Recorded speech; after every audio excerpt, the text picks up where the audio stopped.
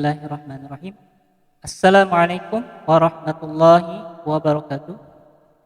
Alhamdulillah rabbil alamin wa bihi nasta'in wa ala umuri dunya waddin. Asyhadu an la ilaha illallah wa asyhadu anna Muhammadan abduhu wa rasuluh. La nabiyya ba'dah.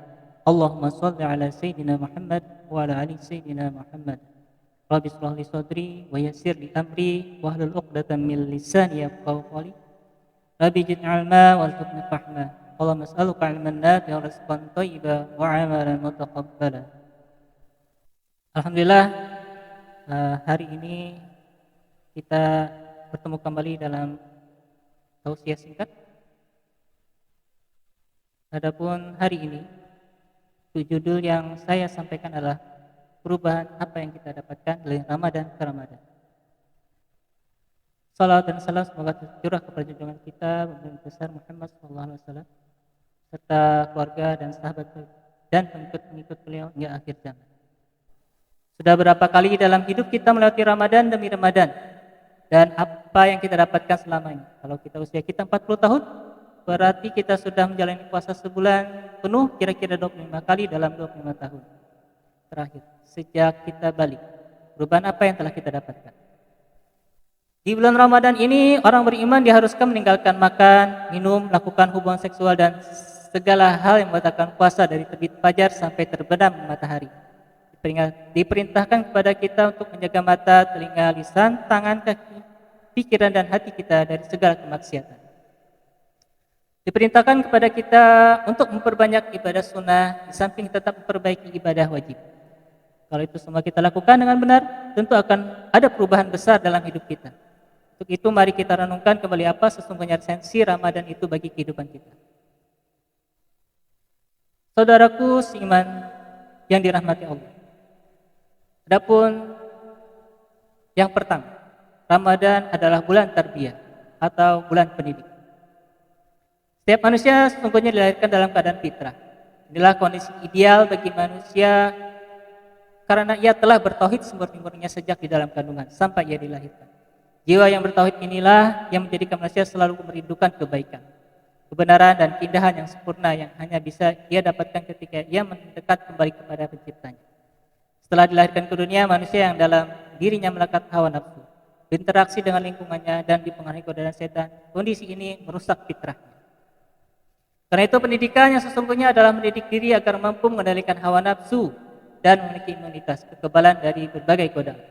Sesungguhnya nafsu adalah anugerah Allah bagi manusia agar memiliki gairah dan semangat untuk keberlangsungan hidupnya. Kedua, Ramadan bulan ibadah. Ibadah sesungguhnya memiliki dimensi yang sangat luas mencakup segala perkara yang dicintai dan diridai Allah, baik berupa perkataan atau perbuatan yang nampak yang zahir ataupun yang tidak nampak batin. Tetapi di bulan Ramadan ini kita diperintahkan mengkhususkan diri takarub, dekatkan diri kepada Allah dengan meningkatkan ibadah kita, salat 5 waktu berjamaah di masjid, ditambah dengan salat sunnah qabliyah dan ba'diyah. Bangun di tengah malam untuk tahajud, doa zikir, tadarus Al-Quran, serta beriktikaf di masjid, terutama pada 10 hari terakhir, di mana mungkin 11 bulan kemarin kita dibelit oleh kesibukan duniawi. Ini saatnya kita rehlah mentamasyakan jiwa kita yang selama ini terlantar, bebaskan diri kita dari segala kesempitan dunia dan mendekatkanlah diri kita kepada Allah yang maha luas rahmatnya. Ketiga, Ramadan bulan muhasabah, introspeksi diri. Kesibukan hidup seringkali membuat kita kehilangan kejernihan. Berbagai persoalan bertumpuk-tumpuk dan tidak menemukan jalan keluar. Banyak orang yang mencari alternatif ke arena-arena hiburan. Apa yang mereka dapatkan? Ketenangan, kejernihan berpikir, atau ketajaman wawasan? Justru arena-arena hiburan itu akan menambah permasalahan, membebani otak dan menumpuk berbagai permasalahan baru. Di sana kerasukan, kerakusan nafsu dan keberingasan hewani akan tertutup. Di bulan Ramadan ini nafsu ditundukkan, jiwa akan menjadi lebih tenang. Keempat, Ramadan bulan taubat. Setiap manusia pasti mempunyai dosa dan kesalahan. Dan sebaik-baik hamba yang berdosa adalah yang bertobat kepadanya. Tetapi ketika dosa sudah bertumpuk, berurat dan berakar, bukan perkara mudah untuk bertobat. Ibarat tanaman yang baru tumbuh, mudah kita untuk mencabutnya. Tetapi ketika ia sudah besar, tidak mudah kita mencabutnya, apalagi ketika tenaga kita semakin melemah.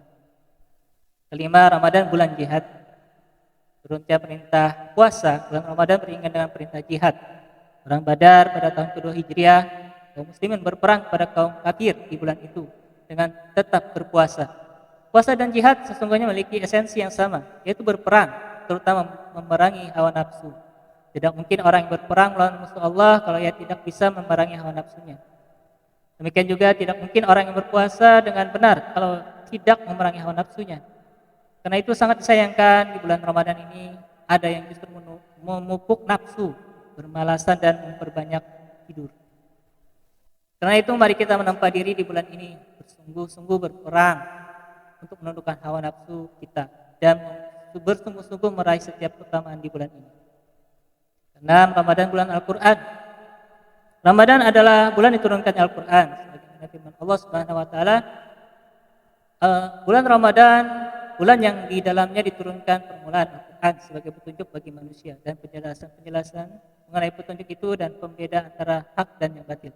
Quran Surah Al-Baqarah ayat 185.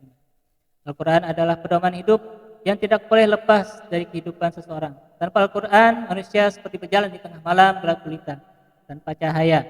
Mari kita jadikan diri kita pribadi Qur'ani, keluarga kita keluarga Qur'ani, anak-anak kita generasi Qur'ani, dan masyarakat kita masyarakat Qur'ani.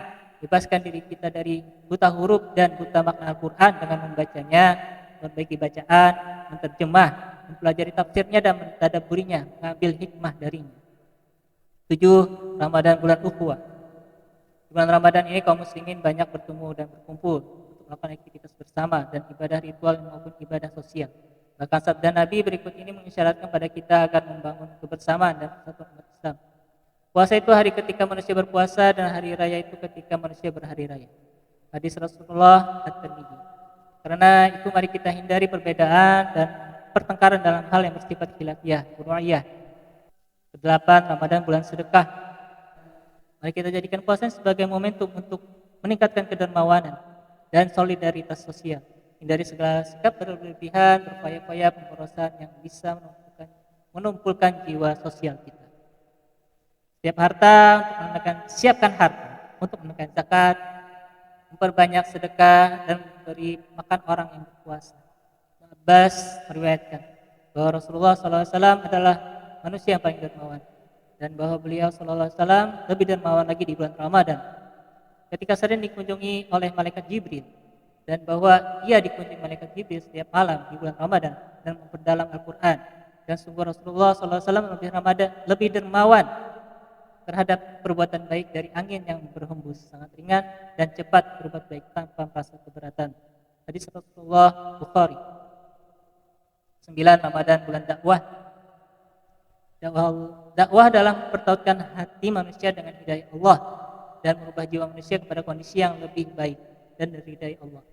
Pada bulan Ramadan, jiwa-jiwa manusia akan lebih terbuka hingga lebih mudah menangkap hidayah Allah.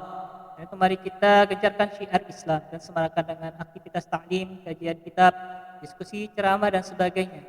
Semoga dengan demikian semakin banyak umat Islam ini yang tercerahkan. Demikianlah berbagai hal yang menjadi esensi Ramadan. Semoga puasa kita tidak sia-sia, tidak sekedar lapar dan dahaga.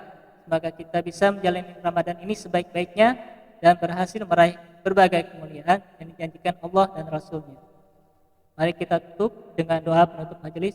Subhanakallah wa bihamdika asyhadu an la ilaha illa anta astaghfiruka wa atubu ilaik. Wabillahi taufiq wal hidayah. Wassalamualaikum warahmatullahi wabarakatuh.